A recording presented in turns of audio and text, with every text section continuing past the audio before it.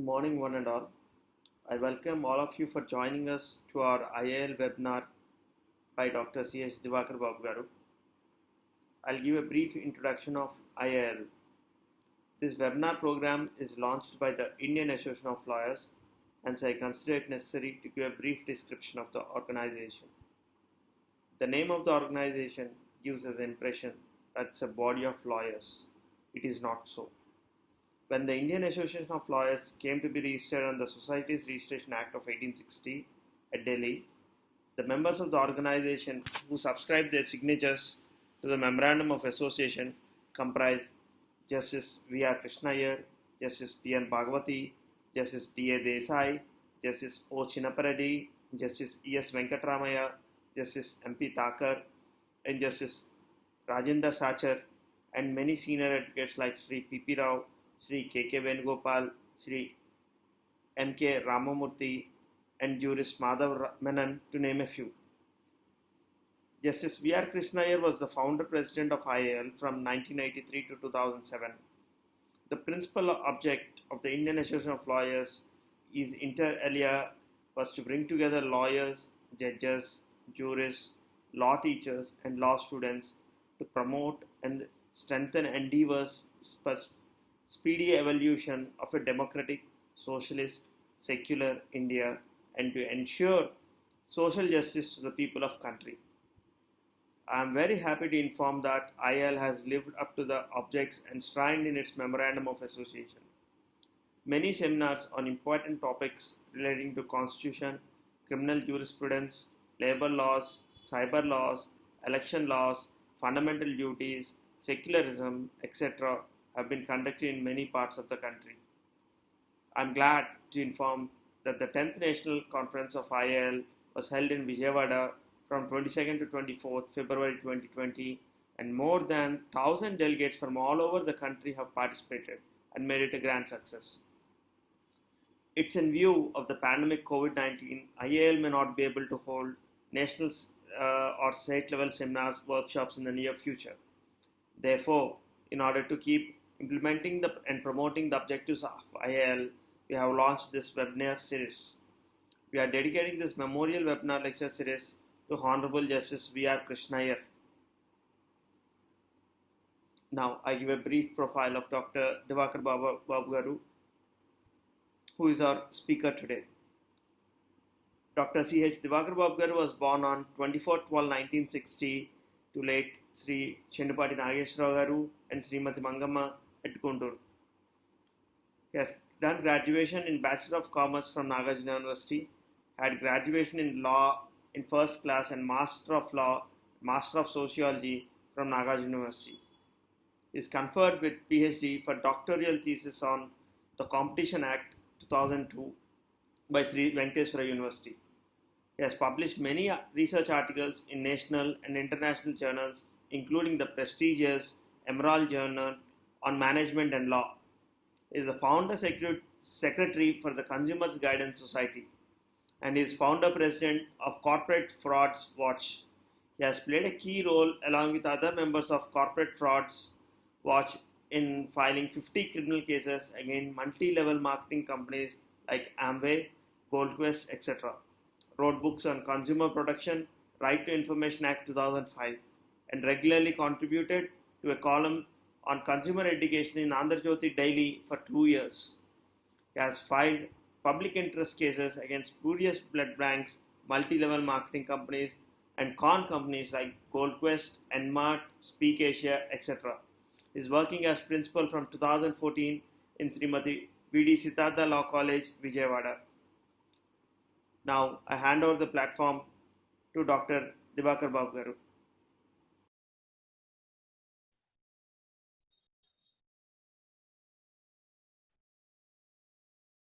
Morning, dear ones.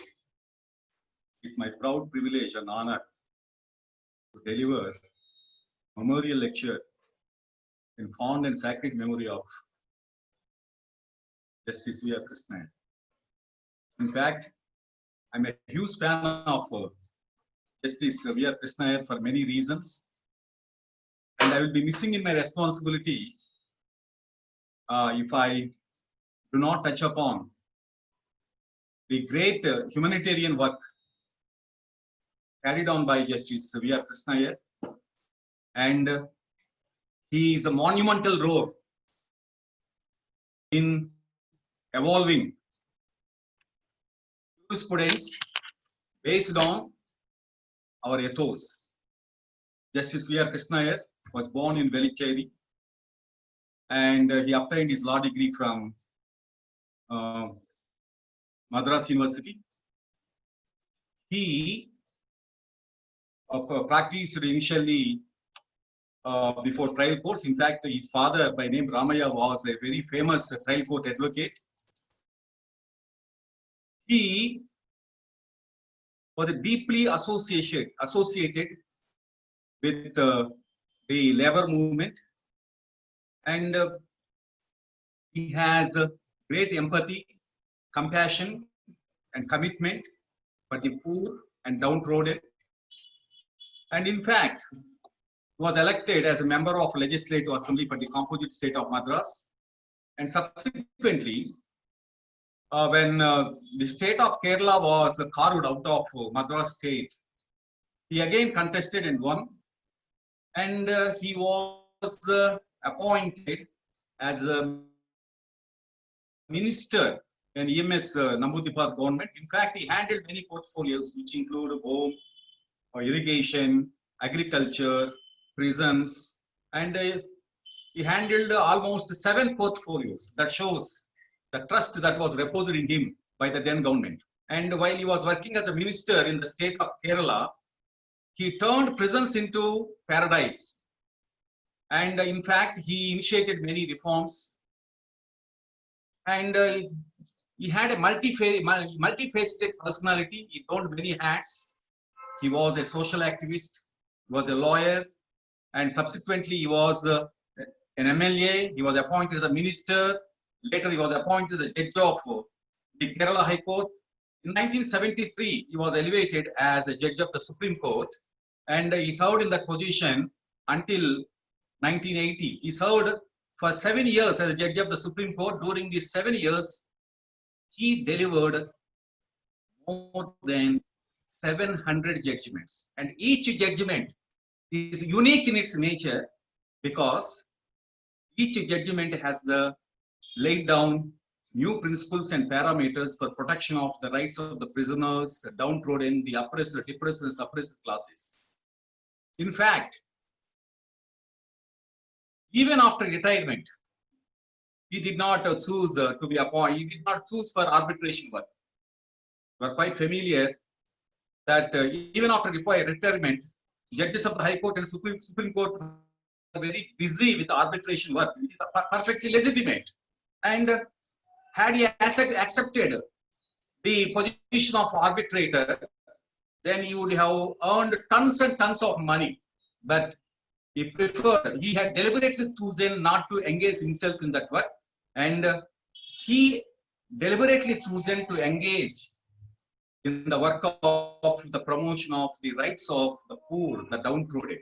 And F.S. Naliman has written a book, God Save the Supreme Court, in which he has very pertinently observed that Dr. V.R. Krishna Iyer, after retirement, has become the Chief Justice of the People's Court of India. That shows his commitment to the poor and downtrodden.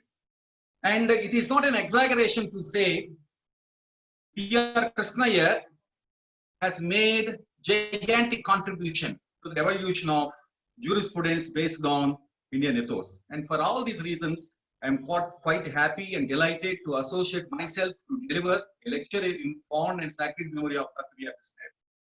So now, let me deliberate on the topic, the constitutional values and the governing process. And before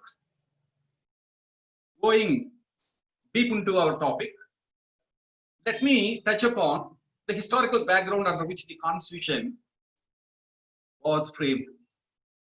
Most of us have the perception that it was the Constituent Assembly which drafted the Constitution, and it took 3 years. But That is a part of the truth. The roots for this constitution are deeply embedded in the struggle for freedom of the Indian nation. In fact, way back in the year 1895,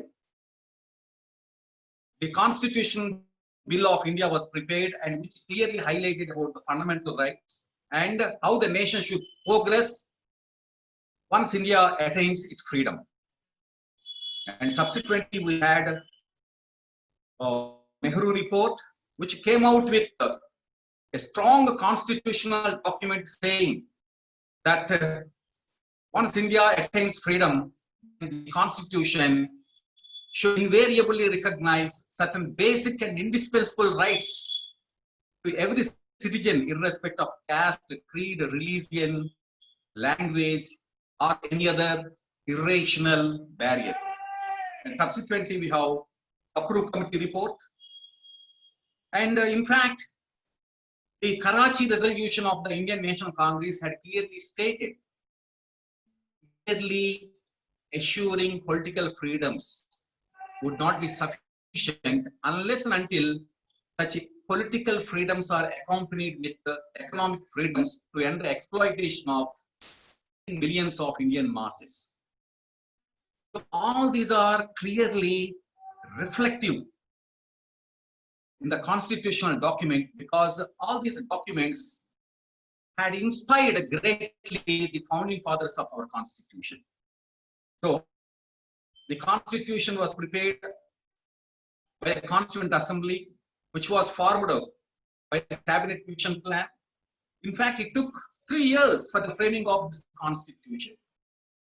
When this constitution was adopted on November 26, 1949, and subsequently it came into force, certain organizations and individuals opposed this. They felt that the constitution was good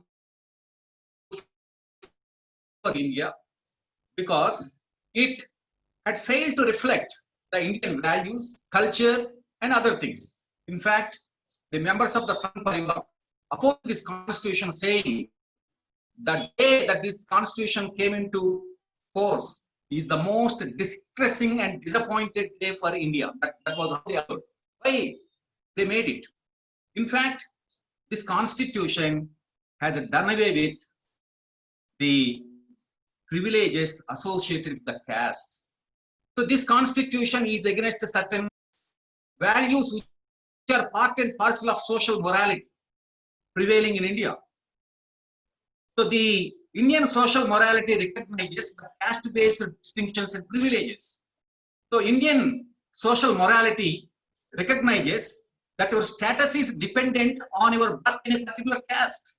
But this constitution has done away with the social morality recognized by Manudharma Shastra.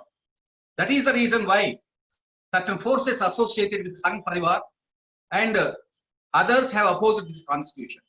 In fact, this constitution is a document which reflects the values of equality, liberty, fraternity, equality of status and opportunity. So that shows the greatness of this constitution. And coming to the point, what is the constitution? What does it contain? A constitution is the rule book of governance. It acts like a beacon for the nation growth, development, and progress. The constitution contains the aspirations, the intendments, the solemn wishes of the founders of the nation, how this nation should be built, and what are the core values of this nation. So that is the reason why Ravil Austin, an expert on constitutional law who wrote a book on the Indian Constitution, has rightly said, the Indian Constitution is the document of social revolution, and it contains the plan of action for attaining and achieving social revolution in India.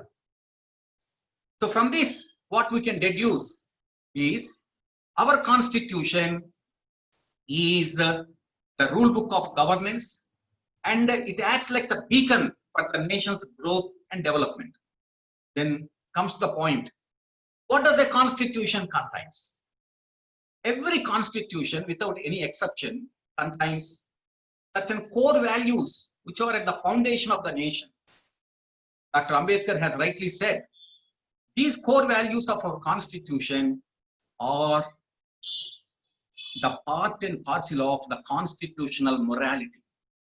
It was Dr. Ambedkar who used for the first time constitutional morality, by which he began to say constitutional morality contains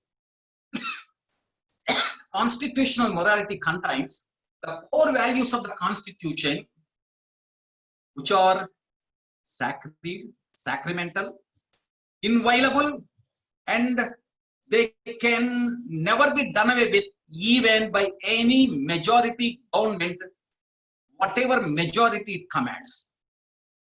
So he further stated that constitutional morality may differ with the social morality prevailing in the nation. For example, our social morality recognizes caste-based distinctions, and it attaches status basing on the birth of a person. Our social morality recognizes discrimination in between women, in between castes. But our constitution doesn't recognize all these irrational discriminations and distinctions based on caste, class, religion, language, etc. because the foundation of our constitution is egalitarian citizenship. And the other important thing is, constitution contains the core values which are part of the constitutional morality. So at the beginning, there was a big tussle between the executive and the judiciary. And the executive contended or argued that Article 13, which states that any law made by the parliament which is inconsistent with the fundamental rights is null and void. But the executive argued the law doesn't include the constitutional amendment.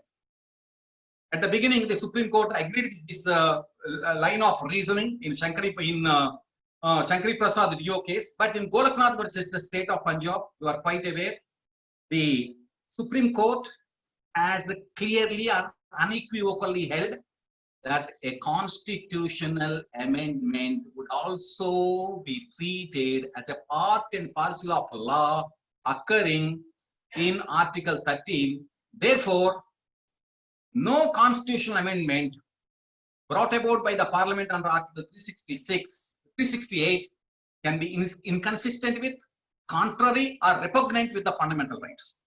And subsequently, you are quite aware and conscious of the fact that the Supreme Court in Keshwananda Bharati versus the state of Kerala by 7:6 held in a clear and categorical terms that there are certain constitutional values, there are certain basic, essential and indispensable principles which are part and parcel of the basic structure of the constitution, which can never be changed or altered or amended by the parliament, by the state, or any majority government commanding any majority in the parliament. So these basic features forming a part and parcel of the basic structure are inviolable. They are immutable. They cannot be touched upon by any government under any circumstances. So now a question naturally creeps in our mind. What are these basic features? What are these core values? What are these constitutional values which are unchangeable, immutable, which are beyond the amending power of the parliament? And the Supreme Court has evolved these. The Supreme Court has illustratively stated about these basic features in various cases. And though the illustrated basic features illustrated by the Supreme Court are only by way of examples, and they are not exhaustive in nature. And to cite about certain basic features, forming a part and parcel of the basic structure, supremacy of the Constitution. So, the Constitution of India, in its preamble itself, says what are the goals of this Constitution? What are the objectives of this Constitution? The preamble clearly says this Constitution derives its force, authority, and validity from the people of India. So, therefore, no organ of the state, be it executive, legislature, or judiciary, is supreme. It is the Constitution that is supreme in nature. Therefore, every organ of the state in a manner so as to sustain and strengthen supremacy of the Constitution. If any organ of the state, be it executive or legislature, acts against the core values of the Constitution, then judiciary will act as the guardian of the Constitution, as the sentinel of the Constitution, by upholding the core constitutional values. So, supremacy of the Constitution is one of the core constitutional values, sovereignty and integrity of the nation. So, what sovereignty and integrity of the nation is also one of the basic features of the Constitution. So, because we have done away with the British sovereignty over the Indian territory, suppose, let us assume for the sake of our discussion, the Indian Parliament makes the law saying that all the princely states would be restored, or a part of the sovereignty would be given in favor of the British sovereignty, then even the Parliament doesn't have the power to make such a law, because sovereignty and integrity of the nation is one of the core values of the Constitution, democratic form of government. So, Indian Constitution recognizes the democratic form of the government from top to down and bottom to top, because the strength and efficacy of the Panchayat institutions has been clearly recognized in the Indian Constitution. But democracy doesn't begin and end with mere voting. Democracy demands the active participation of the people in the democratic process. Democracy can thrive only when the institutions created under the Constitution thrive. So, if you expect the democracy to thrive when the institutions created under the Constitution are decaying, then it is you are thinking like a mere mirage. It is a big illusion. Next, the fundamental rights. The Constitution recognizes there are certain basic, essential, and indispensable rights which inheres in every individual. These rights are not given by the state. These rights are inherent in every individual on his part itself. These rights are essential for the full and complete development of all the mental faculties of a human being.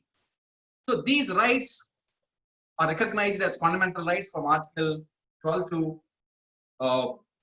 36. These rights include right to equality, right against discrimination, and right against exploitation, freedom of religion, freedom of speech and expression, freedom to move throughout the country, and freedom of association, and freedom of trade, freedom to carry on trade, business, etc., and freedom to profess, practice any religion. And in fact, the right to enforce all these fundamental rights is also a fundamental right under Article 32. And that is the reason why Ambedkar has rightly said, if there is any article which is the very heart and soul of the Constitution, and without which the entire Constitution would be a nullity, then it is indisputably Article 32. And so fundamental rights have been recognized. So these fundamental rights are recognized in explicit or clear terms, egalitarian citizenship. What does it mean? Egalitarian citizenship means all the citizens have equal rights and opportunities. Just because Mr. X took his birth in an upper caste, he will not be given more rights. Just because Mr. Y is born in a depressed class, he will not be given inferior rights. Both have the same rights, equality of opportunity.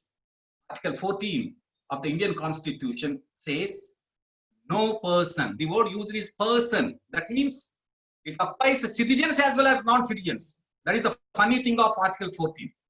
So, no person shall be denied equality before law, equality of law and equal opportunities in the territory of India. So, equality before law and equal protection of laws. You are quite aware, equality before law means equality among equals. Equality among equally circumstanced persons. As Aristotle has rightly said, inequality may arise if you treat unequally circumstanced persons as equal. So therefore, Article 14 speaks about fairness in action of the state. So if there is no fairness in the action of the state, then it suffers from vice of arbitrariness. That is what the Supreme Court has held in a few of cases. Similarly, discrimination. So the funny thing about these fundamental rights is most of these fundamental rights are negative restrictions on the actions of the state. And some of these fundamental rights are also applicable against private individuals. For example, abolition of untouchability. Article 15, sub-article 2 states that no, that in the matter of public wealth, public roads, everyone has access, shops and establishments, everyone must have equal access. Similarly, abolition of bonded labor. So these fundamental rights apply even against the private individuals. And the next one is directive principles of state policy. Lusky has rightly said, political freedom or political equality is never a reality unless and until it is accompanied by virtual economic equality. That means if you do political equality, saying each man has a one vote without any distinction, on the other hand, if the political equality is not accompanied by economic equality, that is the means, then political equality becomes a myth, an illusion. The framers of our constitution were quite aware of this. They were inspired by the statement of Lusky, Harold Lusky, saying that the political equality is never a reality unless and until it is accompanied by virtual economic equality. Necessitous men are never free. Real individual freedom is fulfilled only when individual has economic security and independence. Therefore, the framers of the Indian Constitution have recognized a chapter exclusively on economic liberties, freedoms, aimed at promoting an egalitarian society. And in fact, these directive principles of state policy were explicitly made non-enforceable, but at the same time, the state has a bounden duty to implement these directive principles of state policy by integrating into the laws and policies. That is the reason as to why Article 38 clearly and categorically states that it shall be the endeavor, it shall be the constant and relentless endeavor of the state to promote a social order in which justice, social, economic, and political is assured to all the citizens. And in 39 and other articles of the directive principles of state policy, it has been clearly stated, the state shall ensure that the concentration of wealth is not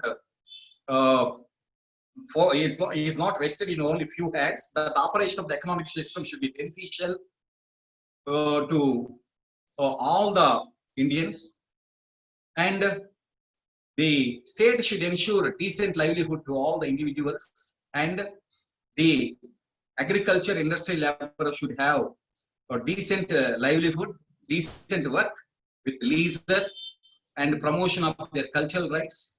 So everything has been stated in the directive principles of state policy.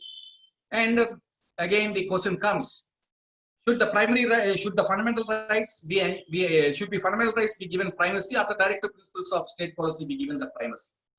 So this question has been resolved by the Supreme Court in a number of cases, saying that there is a perfect equilibrium between the fundamental rights and directive principles of state policy. In fact, there is no conflict or repugnancy between the fundamental rights and directive principles of state policy. They are both, they are complementary and supplementary to each other. So that shows the visionary approach of the framers of the Indian Constitution in assuring the fundamental rights for flowering the tree of liberty, and at the same time they also were aware of the fact that these freedoms would be useless and fruitless unless and until they are accompanied with the assuring of economic equality. So that shows the visionary approach of the framers of the Constitution. Next, independence of judiciary. So our Constitution recognizes the principle of division of powers. So we have seen the supremacy of the Constitution is the hallmark of our Constitution. So the three organs of the state, legislature, executive, and judiciary, are bound by the parameters and boundaries laid down in the Constitution. No organ of the state, be it legislature or executive, can trespass into the activities and functions of other organ of the state. And that is the reason why the judiciary has been given the task of acting as the guardian or sentinel of promoting the core constitutional values.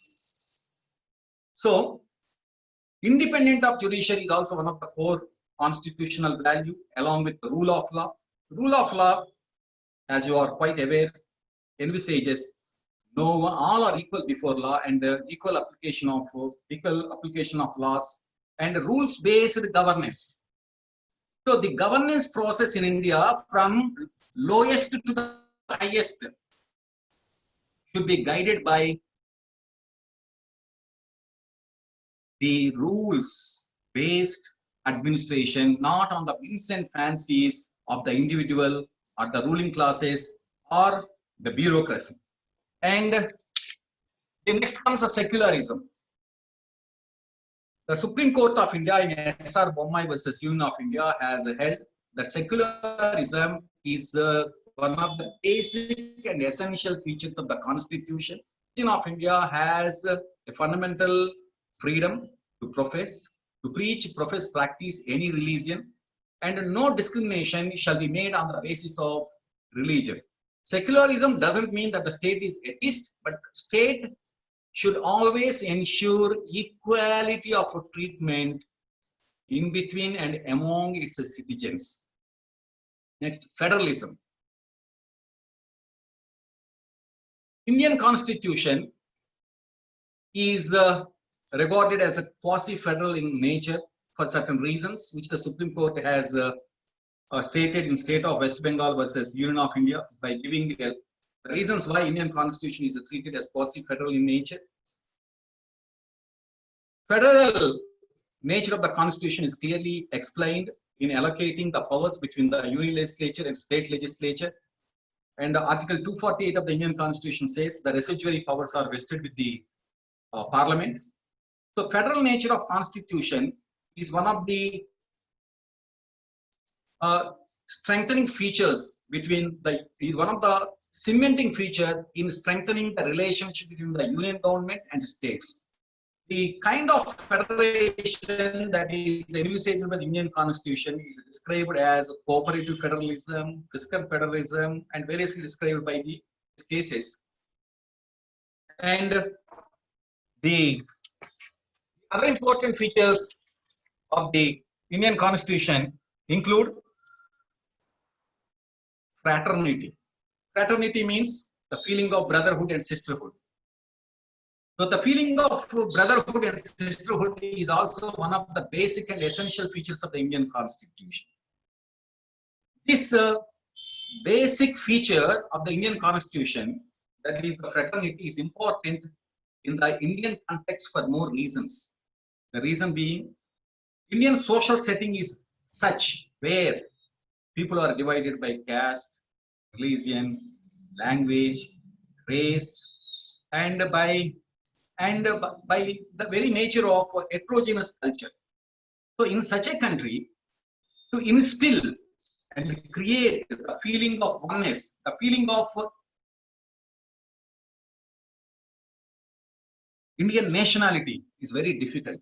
And that is the reason why Dr. Ambedkar has rightly said, unless and until Indians have the organic bond of brotherhood and sisterhood, it becomes very difficult to promote the idea of one nation.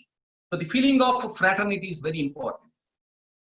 So this fraternity can be achieved by all the organs of the government, be it legislature, judiciary, and executive, by acting in such a manner so as to instill such a feeling in the minds and hearts of the Indian people to believe that they belong to one nation despite the heterogeneous nature of Indian culture, pluralism, and others.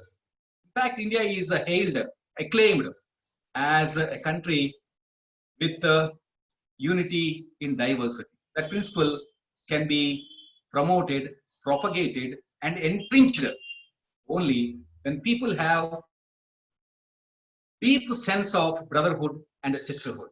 And equality of status and opportunities is also one of the core constitutional values. Equality of status means status is nothing but the respect which the society attaches to an individual. So in India, the unfortunate thing was, and it has undergone a lot of change nowadays because of the promotion of our constitutional values. There is a linkage between caste and status. Manudharma Shastra recognizes the linkage between caste and status is ordained by the God, though it is not true. But our constitution doesn't recognize this. Our constitution says all caste-based status privileges are done away with. The status of an individual depends upon his honesty, sincerity, good work, and humanitarian work done by him. And next, our constitution issues to every individual justice. So justice is multidimensional. So our constitution issues social justice. So social justice, how? So our society had a dominant social morality which says certain persons are having higher social status and certain persons have lower social status. And our a hierarchical structure of caste system, but our constitution has done away with this hierarchical structure of caste-based status by saying all citizens have equal status. And this has been recognized in the concept of egalitarian citizenship, which means all the citizens have equal rights and opportunities. So political justice. How political justice is assured? One man, one vote. Some of you might be knowing about the fact that even when Britishers were ruling this country under the Government of India Act 1919 and the Government of India Act 1935, we had elections in the provinces as well as in the provinces. But those elections were based on limited franchise. And they gave voting only to 15% of the Indians basing on qualification, property rights, payment of income tax, and many people were deprived of right to voting. Women, deprived, destitute sections were deprived of voting. But our constitution recognizes adult suffrage. Every person of 18 years will be given right to vote. That assures the political justice and economic justice. So the directive principles of state policy lays down a roadmap for promoting economic justice. So principles which I have highlighted, ranging from the supremacy of constitution, equality of opportunity, equality before law, egalitarian citizenship, rule of law, independence of judiciary, etc. All these are the core constitutional values forming the constitutional morality. Now let us examine how these core constitutional values are important to the governance process. I have emphasized very emphatically that constitution is the rule book of governance. It is the beacon for the growth, development, progress and governance of our nation. Then the question invariably comes. Let us examine ourselves. Are we following these constitutional values? Are these constitutional values are followed by different organs of the state? The answer is indisputably that the executive and legislature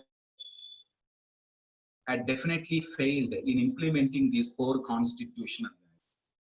I don't want to go into different issues. I will be focusing myself only on certain key issues. Let us talk about egalitarian citizenship. So egalitarian citizenship is one of the core values of our constitution. Are we following it? So nowadays we are seeing certain citizens are discriminated on the basis of religion, and they are being lynched on the ground of their religious beliefs or their food habits. So when citizens are lynched on the basis of their religion or food habits, it is not only the citizens who are being lynched, it is the constitution that is lynched. It is the constitution that weeps in such a case. So one of the core principles of the Indian Constitution, the egalitarian citizenship, is nowadays followed more in breach rather than in observance. And certain sections of the society are branding certain people as abominable because of the food values or their religious beliefs, or because of their dress habits or any other habits, which is in anathema to our constitution.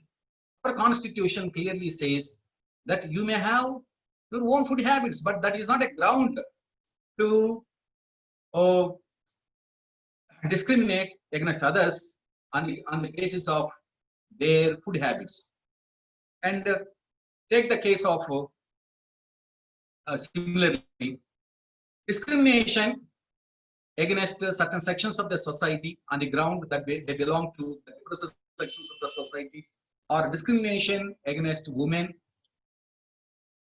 And very recently, you might be aware of that fact that the central government had taken the stand that women would be subject to certain restrictions in regard to their entry into the army. But the Supreme Court has clearly stated that is against the very constitutional principle of the very core constitutional values of the essential document.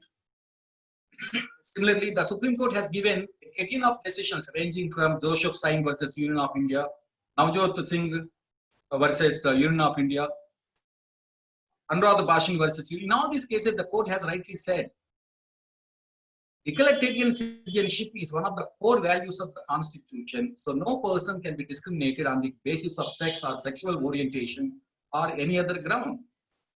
And similarly, of late, we are seeing the vehement and violent agitations against the Citizenship Amendment Act. The basic question, though it is on the sub judice, the basic question that should be probed into is whether the Citizenship Amendment Act is in consonance with the Constitution. Does it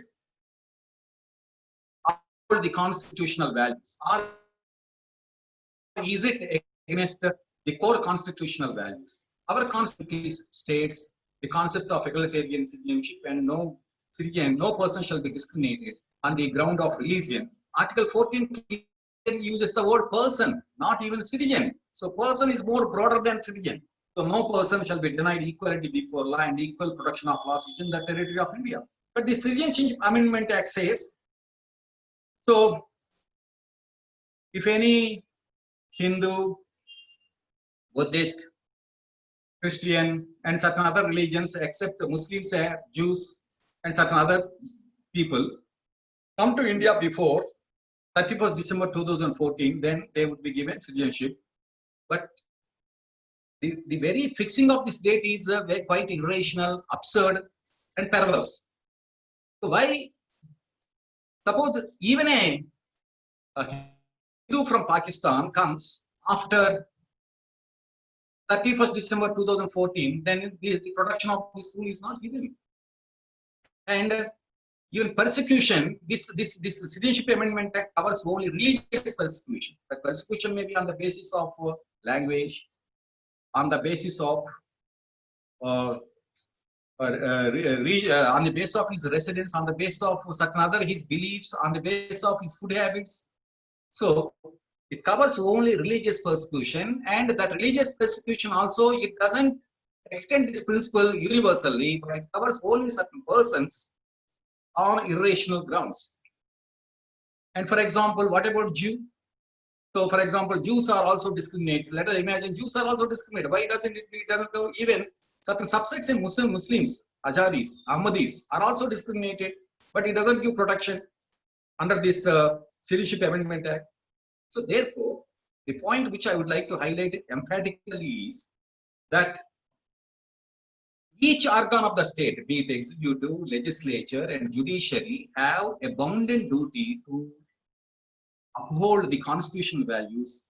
But unfortunately, in recent times, the actions of the executive do not inspire the confidence of the people who put their abounded faith in the Constitution. Of course, our Constitution envisages a system where executive and legislature at certain stages overlap. For example, the Prime Minister, the Council of Ministers are part of the executive, and they are also a part of the legislature.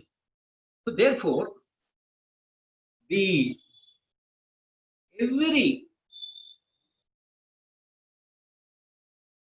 actor of the state must function in such a manner so as to inspire the confidence, trust, and faith. Faith and trust put in place by the founders of our Constitution. But unfortunately, it is not being done. The most important thing which we need to focus is that if the framers of the Constitution had visualized a situation where that they intended to give primacy to one organ of the state, then they would have definitely stated it. But their intention was not that. Their intention was to give to clearly recognize the division of powers and to ensure a process where each organ functions in such a manner within its limitations without trespassing into the powers and functions of the other organ so as to uphold this trust. But unfortunately, we are now seeing this trust being belied and betrayed. And each constitutional functionary, be it legislature, executive, judiciary, takes a constitutional oath. What does this oath contains? This oath clearly says, I, during the discharge of my functions, will definitely uphold the constitutional values and principles and would exercise my powers dispassionately without any bias or favor towards any individual. But nowadays, see 18 of cases in which this constitutional oath is being breached. And we see, for example, in certain states, the situation is so bad, pathetic and pitiable. We are seeing that institutions being undermined. So, for example, in our own state, when the election commission refuses to toe the line of the government, he was removed unceremoniously. And forgetting the thing that democracy succeeds, prospers, and thrives only when institutions prosper. No democracy in any nation can thrive when institutions decay and disappear. So, why this is happening? This is happening primarily because Indian people are not aware of these core constitutional values. Most of us are not aware of these core constitutional values. So, if people are sensitized about these core constitutional values, what the Constitution speaks and what is its importance for governance, and how these core constitutional values are to be scrupulously and mandatorily complied with by every organ of the state, then people will definitely begin to question the constitutional functionaries. Why they are acting in a manner which is capricious, whimsical, and arbitrary. But these constitutional functionaries, especially the executive, is taking advantage of the ignorance of the people by saying that ours is an elected government, we can do anything. But the truth of the matter has not been that. You may be the elected government, you may command the highest majority or absolute majority, there is no opposition at all. Even then, you are bound by the Constitution. You cannot and shall not violate the provisions of the Constitution. Your acting and functioning must always be in accordance with the Constitution in letter and tenor. So when people begin to away, when people are sensitized about these constitutional values, it indisputably promotes good governance, because once people are made aware of these constitutional values, then they will be sensitized, and such kind of sensitization makes them alert, aware, and it will definitely drive them to question the constitutional violations, irregularities, anomalies. In such a case, it will definitely inject and generate more accountability, transparency, and the rules-based design. And that shows the very importance of the sensitization and generation of awareness about these constitutional values. And here a question definitely comes. Almost 70 years have elapsed. Our founding fathers and mothers of the Constitution have cherished certain values, aspirations in the Constitution, with a fond and fervent hope that these values would be injected into the governance process, and India one day would be would achieve the growth and prosperity where there is no exploitation, where there is no discrimination, and where the egalitarian citizenship would be upheld in letter and tenor. Then naturally a question arises. Have we achieved it? The answer is a loud no. What is the reason for this? The reason for this is indisputably that we have failed to integrate these constitutional values in the governance process, and the people have ignored these constitutional values because of want of awareness. So therefore, the need of the hour is to make the people to be aware of these constitutional values, and which would definitely promote good governance. And then the question arises, where does the failure lies? Dr. Ambedkar has rightly said, I quote, "Howsoever good a constitution may be, it turns out to be bad if the people who are called on to administer it are bad. Howsoever bad a constitution may be, it turns out to be good. People who are called on to work on it turns out to be good." So ultimately, it is not the constitution that has failed. It has the people who are entrusted with the task of administering and implementing the constitution have failed miserably. So therefore, we should take lesson from this, and each one of us who are a part and parcel of the legal fraternity have a duty to promote these constitutional values in order to bring about good governance. Good governance alone can save India from various ills. So let us hope we will be making out a joint task to propagate these constitutional values. I'm immensely thankful to the IAL for giving me this immense opportunity to share some of my thoughts on the Constitution and how it is important for good governance. And if you have any queries, concerns, and let us interact.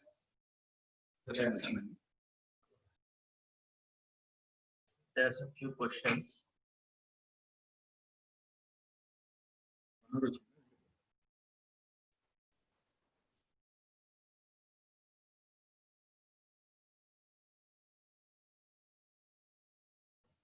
Other much question.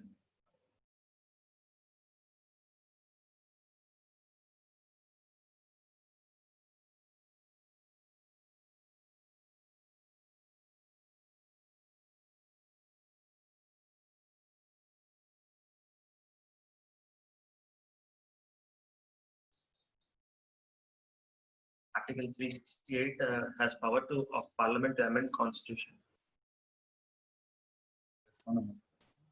It is true that Article 368 has power to amend the Constitution, but amendment doesn't mean destroy the core values of the Constitution. The Supreme Court, in Kesavananda Bharati case and subsequently in many other cases like Minerva Mills case, has clearly pinpointed the amending power of the Parliament under Article 368 is limited. So under the amending power, the Parliament cannot make each and everything of the Constitution. Under the amending power, the Parliament can definitely change Constitution, but the change should not be destructive of the core constitutional values. So therefore, the amending power is limited and partial only. So that is what the Supreme Court has time and again stated. So the very meaning of the amendment is to bring about a change, but it doesn't include destruction or obliteration of the Constitution. So therefore, the amending power is always limited. So that's we should understand. But the same Kesavananda Bharati judgment 1973 was not followed by Indira Gandhi in 1978 because of 76 judgment. Here my question was, how could you say that the judiciary is independent?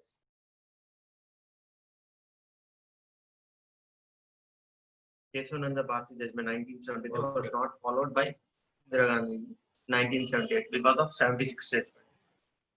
Here my question was, how would you say that the judiciary is independent? So it is. So Indira Gandhi judgment was completely different, and she was disqualified by the Allahabad High Court judgment, and Dr.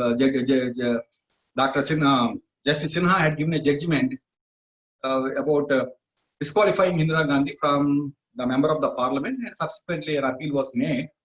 In fact, so that is a different thing. So the Kesavananda Bharati case says that there are certain core values which are part of the basic structure which cannot be done away with under any circumstances by any majority government.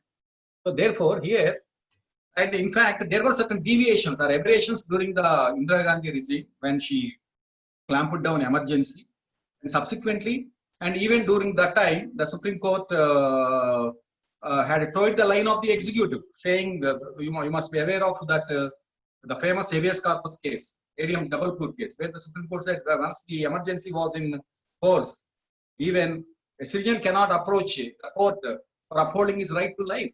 But subsequently, the Janata government came into power and it recognized the folly of that, and subsequently, the 44th Amendment was brought into force, saying that that right to life cannot be suspended under any circumstances. Though the emergency was clamped down, the situation was so extraordinary, even then, the right of a citizen to uphold his life and personal dignity can never be diluted.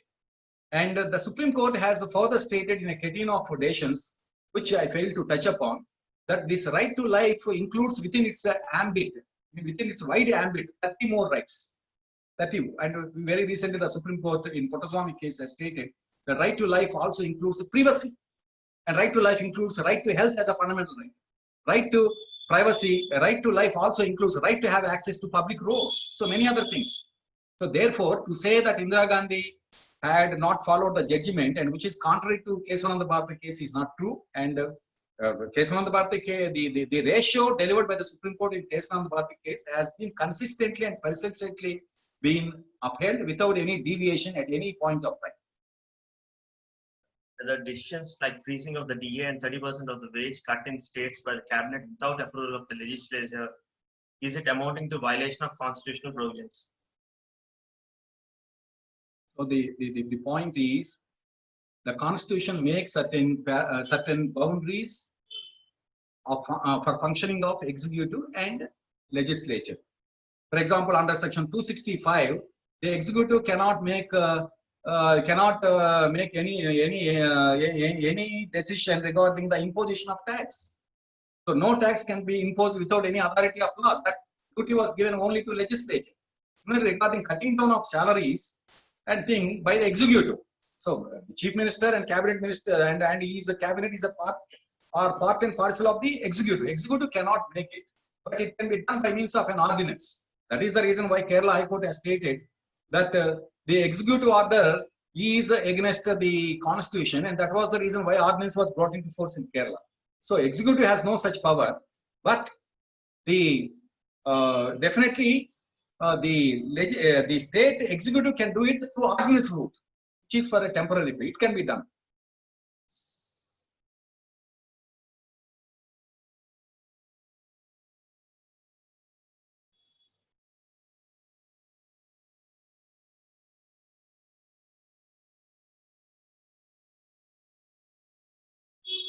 So for the effective governance, why can't the parliament come up with minimum educational qualifications for politicians? So the thing is that you have a perception that the more educated you are, the more honest, sincere, humanitarian in approach. It is not the case. So in fact, even illiterate persons are more honest and sincere rather than educated. Nowadays, we are seeing more and more educated persons are indulging in corruption once after occupying the high positions. So the unfortunate thing in our society is that you are using your education, power and authority for your selfish purposes. But the truth has been that the more educated you are, the more you should be responsible, the more you should be earnest in your approach. But that is not being injected. So there is something defect in our education system itself. So that should be addressed firstly. So unless and until you address these major defects in our education system, education should build the character of human beings, but that is not being done. So if you make that a rule saying that every politician should have minimum education, so that doesn't bring about any changes. So the thing is, but once you address the root evils of our education system, once you make education as the facilitator for building the character, then definitely it will achieve.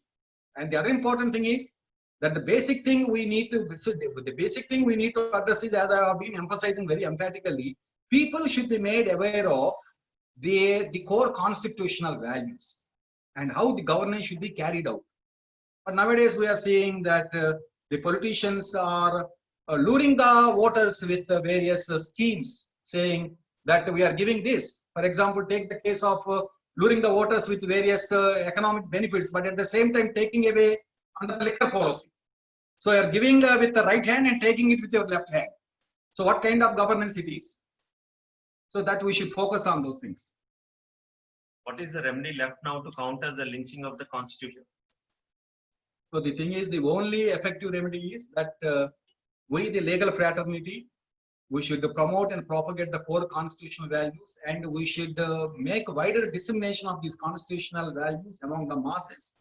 Once the masses are aware, then they would definitely realize that these lynchings are anti-constitutional, and they, in such a case, they would definitely agitate and they will question the rulers. You are expected to govern us in accordance with the constitution, but you are breaching the constitutional oath. In such a case, definitely people will use their most potent weapon in their hands very wisely and prudently, and that will definitely bring about good politicians. So that is the only way out. So otherwise, what is happening? They are dividing us on the basis of religion, language, and whatnot. So, what is the essence of true Hinduism? Vasudhaiva Kutumbakam. The essence of true Hinduism is love yourself, love your neighbor as you love yourself. But is this being followed? It is not. So therefore, it is the bounden duty of the legal fraternity, lawyers, judges, and everyone attached with the legal profession to propagate the constitutional values, so that each one can carve, mold, and shape his behavior in accordance with the constitutional values. And if it is achieved, definitely the dreams, the aspirations, the vision and mission of the framers of the Indian Constitution would be achieved. This Anuradha case, can you explain briefly? So in Anuradha Bhashan, the Supreme Court has said that the internet access is a part of fundamental right, that is right to life. So therefore, the withdrawal or cessation of internet facility cannot be done continuously without assigning reasons. So therefore, if the state withdraws the internet facility, then you are denying a right to life. But there is an unfortunate side in the judgment.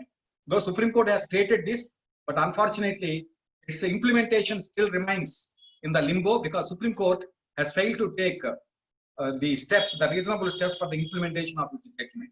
That's the unfortunate dark side of the judgment. Because court doesn't have its own machinery to implement its own judgment. But in spite of this, the court ought to have taken certain diligent steps for the implementation of this judgment by giving effective directions to the executive, but unfortunately it was not done. What is your opinion on the constitutionality of bifurcation of Jammu and Kashmir? Whether it was contrary to the constitution procedure associated with the bifurcation of any state? You see, Jammu, the point is, Article 3 says any new state can be created out of the existing state, the boundaries of the state can be changed. But as far as state of Jammu and Kashmir is concerned, it enjoys a special status. The very accession of the state of Jammu and Kashmir into the Union of India is under extraordinary circumstances. So the state of Jammu and Kashmir and its people were given certain solemn assurances.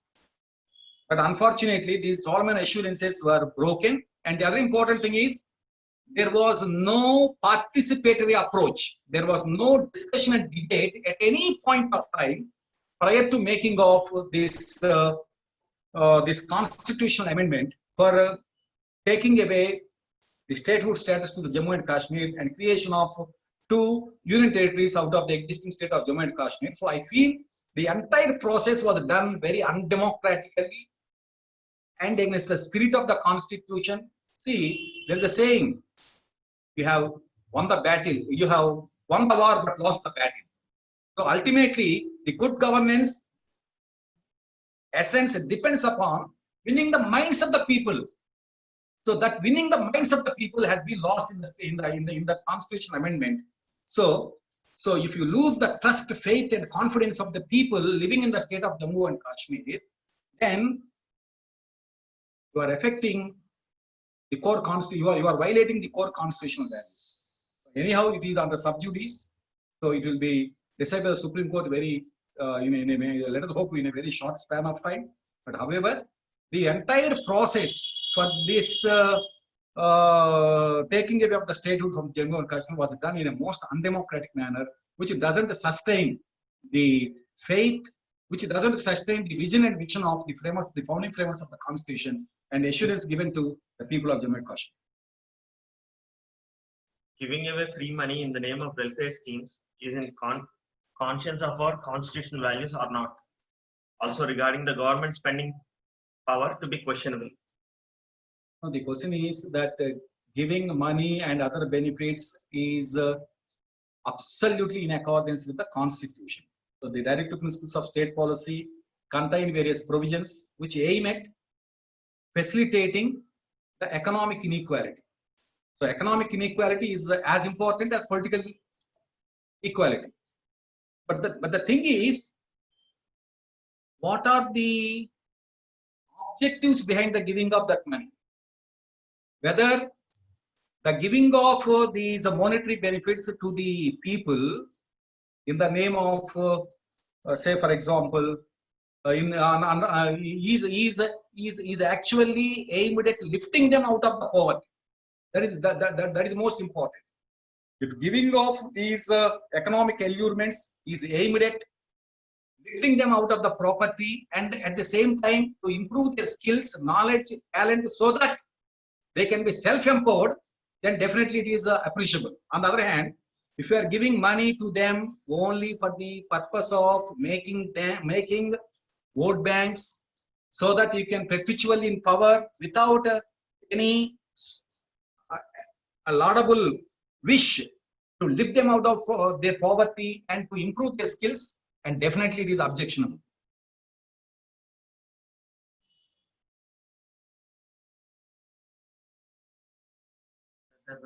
Whether still any use of reservations? Reservations is a very controversial issue.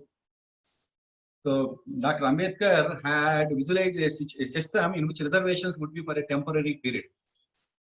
But unfortunately, this has also become a political issue. But as far as it is my personal opinion, reservation should be based on creamy layer principle, which has been invoked for the economically backward classes. Even this creamy layer principle should be applied to the scheduled castes and scheduled tribes, because when a person, after getting benefited from the reservation policy, and at the same time, if his children are allowed to gain benefit out of this reservation facility, then he is depriving the really deserving person out of his own caste or community. So that should not be allowed under any circumstances.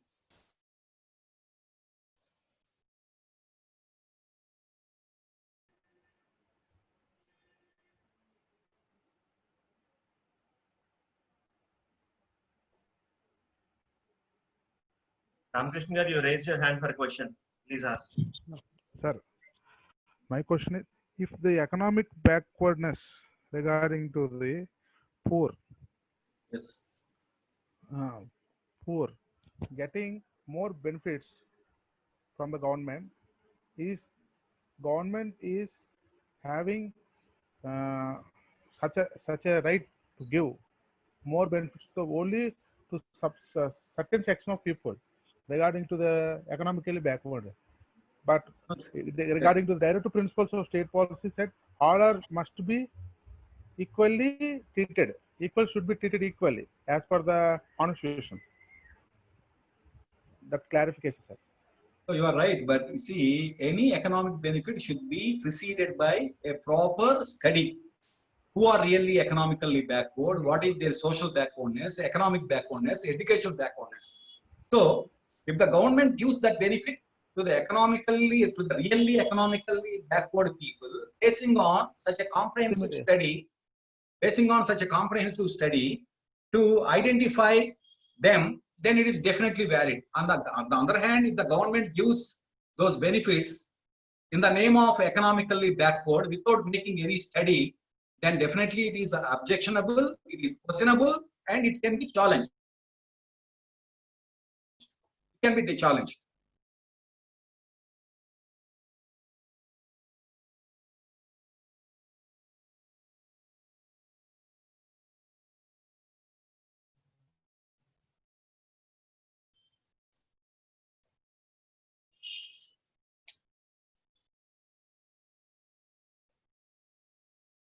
Now, do you have any question?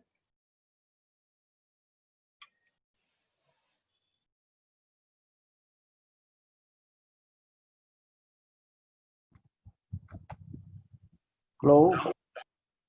Hello. Hello. Me question ఏమైనా ఉంటే అడగండి. I'm Venkaya CH. Hello. Sir. చెప్పండి. Please say, sir. Sir, thank you very much. You have given an elaborate lecture, but my question as a member of legal fraternity is, you also should have covered what is due process of law and procedure established by law with reference to Gopalan's case. Yes, it is very good point. See, actually there was a long and lengthy debate over a due process of law. Yes. At the time of the framing of the Constitution. Yes. So the due process of law was not explicitly recognized in our Constitution. So what happened in A.K. Gopalan case? Supreme Court held that the due process of law was not part of our Constitution. It was not recognized under the Constitution.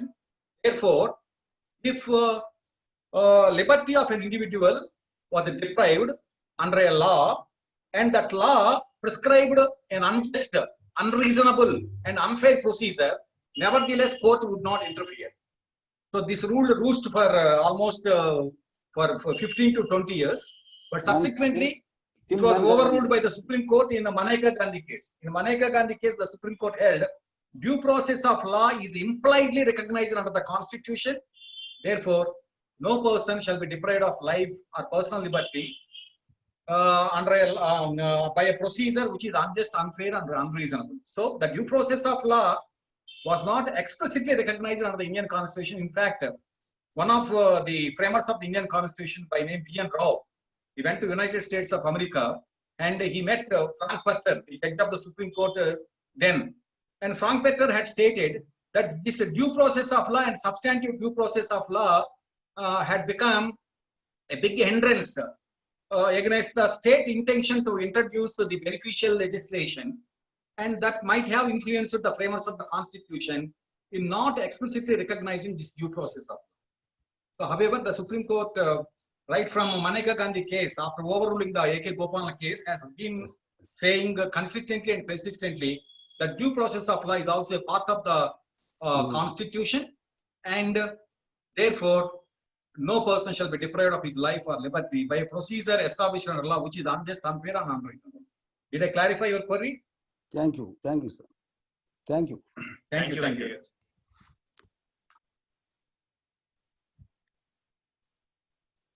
Hello. Vasu garu, sir నా పేరు Vasavi sir. మీకేం question ఉందా? Yes sir. అడగండి. Sir, you have said that Indian government will definitely get discrimination free country, but how can we get, sir? Yentamma, make your query more explicit, amma. Okay, sir. You are saying that the Indian government is discriminating. Then how could we end the discrimination? Is that question? Is that your question? How can we? You have said that Indian government will definitely get discrimination free country. My question is, how can we get discrimination free country, sir? So the thing is, there is a lot between what the Constitution preaches and what is in reality at the ground level. Okay, in the implementation stage. So the Constitution preaches every kind of discrimination is to be eradicated. Every kind of discrimination should be ended. But unfortunately, this discrimination is being practiced by the constitutional actors, be it part of executive or legislature, on the ground of religion, language, or some irrational grounds. So, what can we do? You have a potent weapon in your hands, right to vote. You can question them, and you can exercise your right of voting more prudently. So that is the only way we can banish the politicians who foment trouble, who foment division and discrimination among the people on various grounds. So therefore, ultimately, it is you and me who are responsible. If you and me act in accordance with the constitutional values, if you and me act conscientiously in accordance with the values laid down in the Constitution, then there can be definitely an end to discrimination. So then the dreams envisaged in the Constitution by the framers of the Constitution can definitely be achieved. So therefore, the answer for this question lies in you and me also. So we should act in such a manner so as to end this discrimination. Ramakrishna garu, do you have any question? Ramakrishna garu.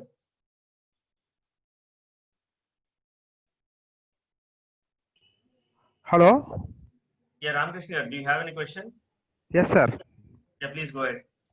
When we are enjoying the fruits of the Constitution, sir, regarding to all this, when we will enjoy the fruits of the Constitution, how many days will take?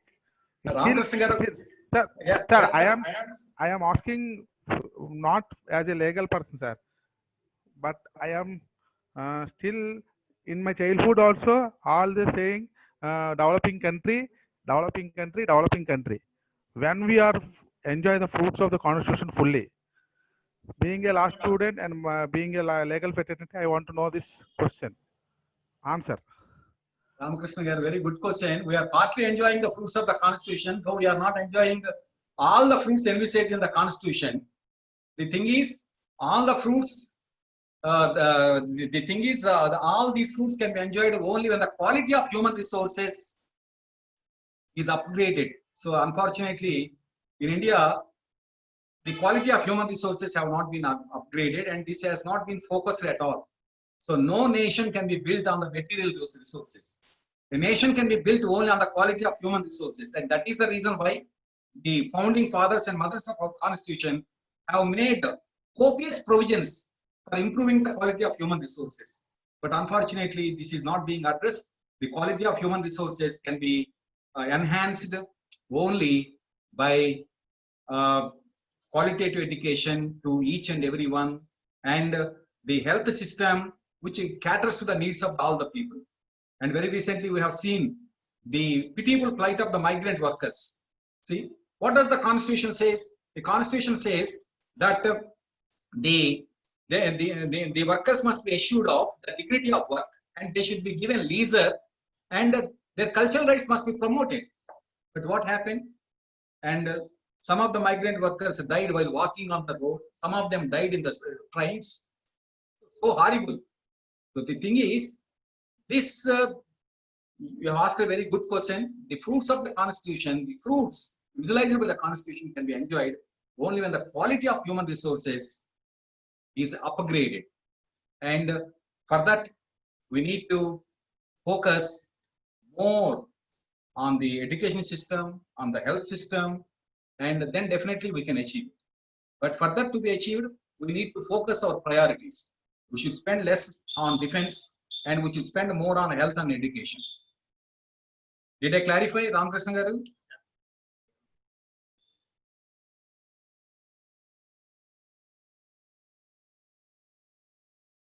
Ramakrishna garu.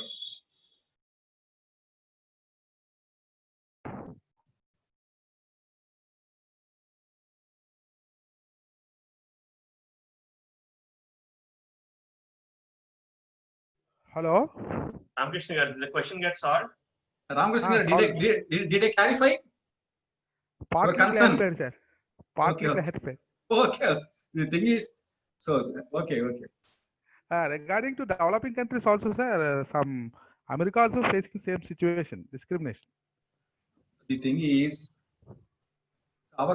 in America, so you can speak about the hours and hours about the discrimination in the United States of America. Even the American Supreme Court in Sandford case, Dred Scott versus Sandford case, stated that slavery was justified. Sir, So our Supreme Court has played a very progressive role. But American Supreme Court even justified slavery. Sir, once again, the citation, sir. You said some one citation case law. That is Dred Scott versus Sandford. Dred Scott case. That is available in online also. In Dred Scott versus Sandford, the US Supreme Court held that slavery was justified. Blacks were never equal to whites. That was what American Supreme Court said, but it was overruled now. Okay. So. Okay. Thank you, sir. Thank you.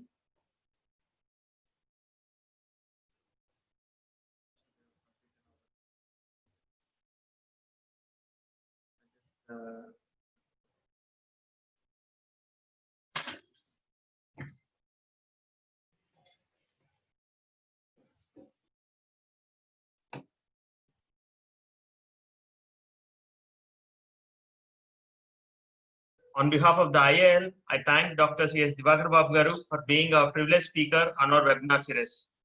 I thank IIL R.S. Seema garu, President of IIL, and all national secretaries, Muralidhar garu, Lohit garu, E. Prabhakar garu, and Chalsan Ajay Kumar garu for providing the means and enabling to conduct the IIL webinar. I thank all the advocates and participants who have joined the IIL webinar and making this a grand success.